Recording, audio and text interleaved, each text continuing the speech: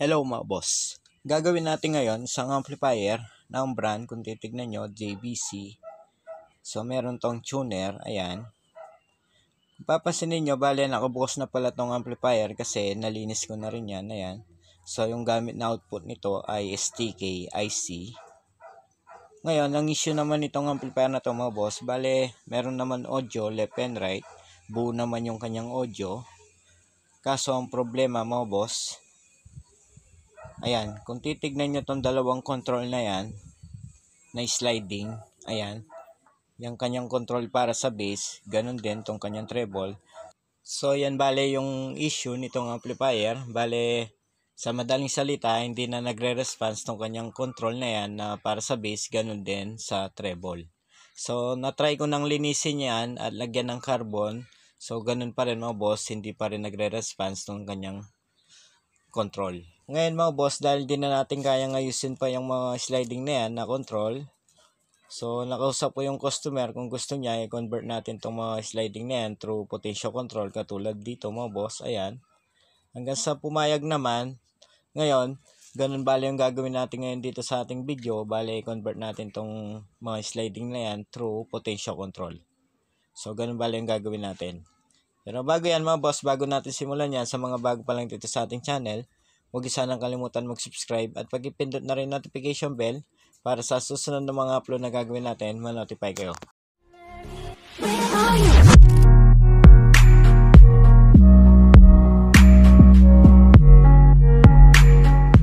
So ayan mga boss, kung titignan nyo, bale natanggal ko na yung pinaka front panel nitong amplifier, ayan. Ngayon, kung titignan nyo, bale ito yung kanyang board para sa bass control at treble. So yan bale ang may problema mga boss, yung mga sliding na yan. So nasubukan ko nang linisin yan, ganun pa rin.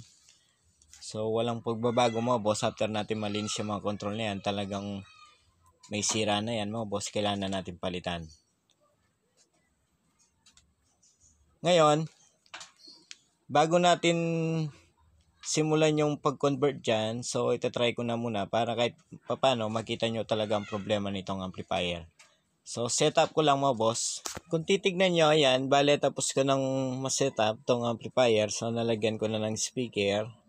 Bale ito yung gagamitin natin pang signal mga boss, yung cellphone na yan. Ayan, bale meron na rin tayong jack na nakakonect dito sa amplifier. So meron na rin yung speaker mga boss, bale power on na lang natin. Ayan. So papasinin nyo, nag-on naman tong amplifier. Ngayon, i-adjust na muna natin yan, i-off na muna natin. So hanap lang akong music. So pakinggan nyo mabuti mga boss. Ayan. So kung naririnig nyo, ayan, tumutog.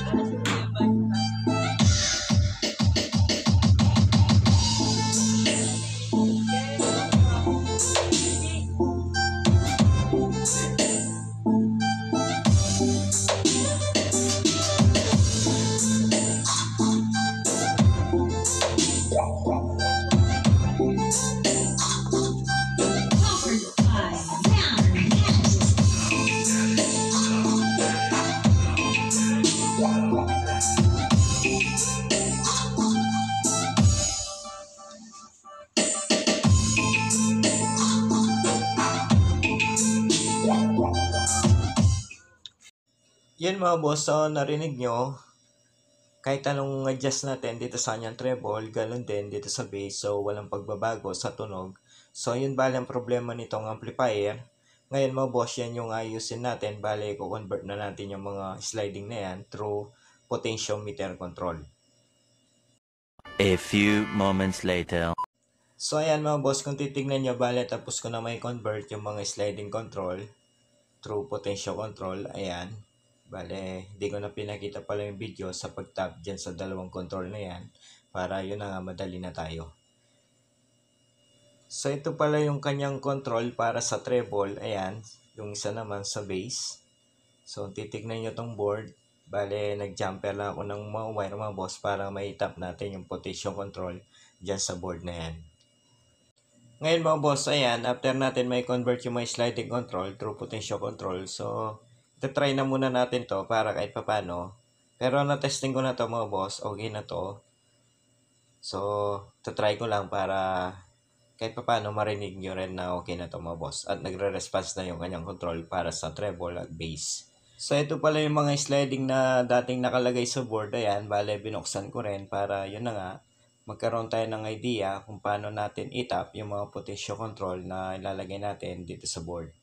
So, yan ang purpose natin mga boss. Kaya binuksan ko itong mga sliding control na yan. Para yun na nga, magkaroon tayo ng idea paano itap yung mga potential control. So, papasanin natin itong sliding control na yan. Ayan.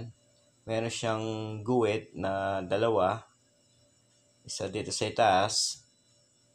Ayan, isa naman dito sa ibaba. Bale, yan yung kanyang left and right. So, dyan nakatap yan. Ayan mga boss, kung titignan nyo yung mga butas dyan sa board.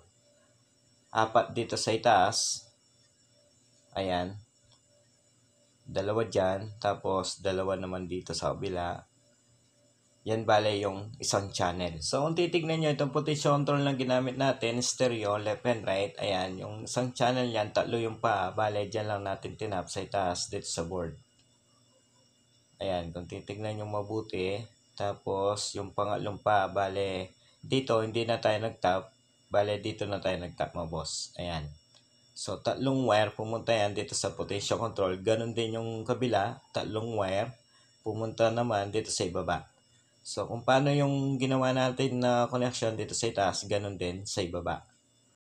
Dito naman sa treble, kung paano yung ginawa natin doon sa base, ganun din naman yung ginawa natin dito sa kabila mga boss. Ayan, kung titignan nyo, 3 lang yung wire na tinap natin dito sa itaas. Yung isa, bakante, ayan.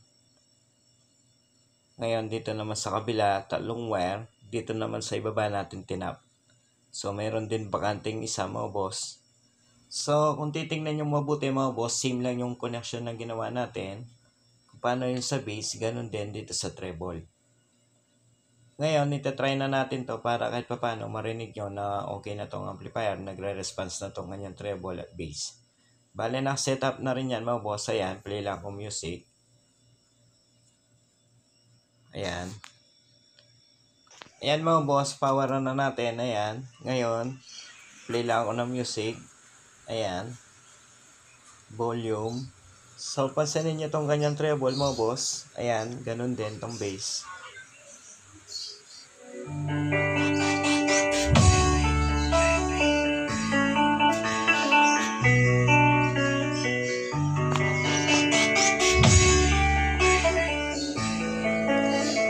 DJ Christian, live and remix.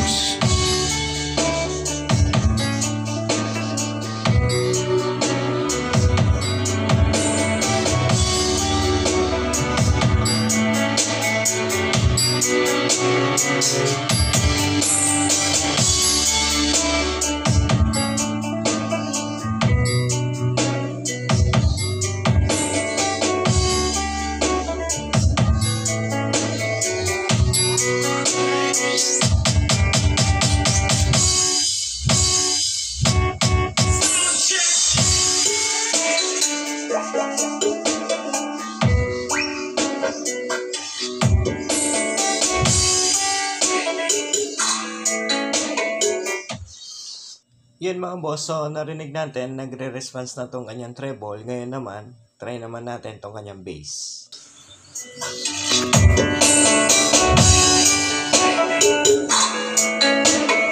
DJ Christian, live and remix.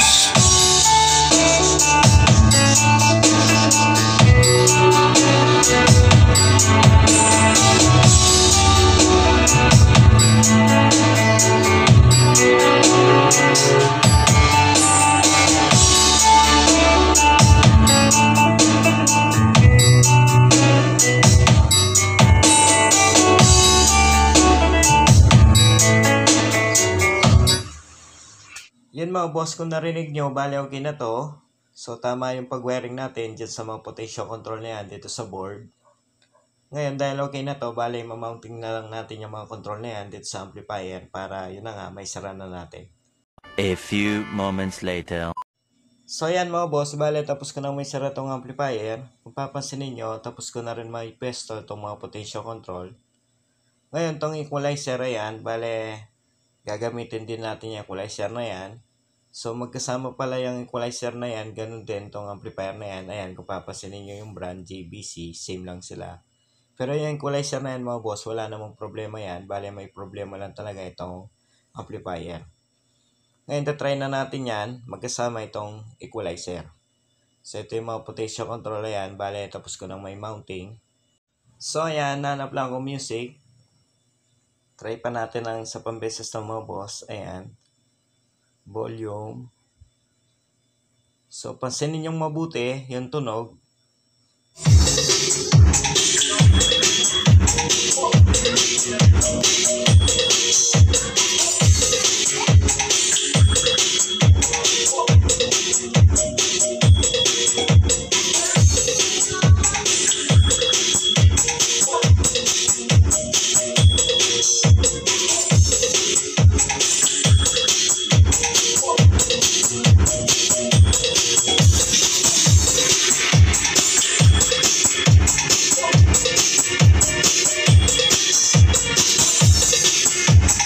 Yan mga boss, so okay na to. Bale, meron ng adjustment dito sa treble at bass.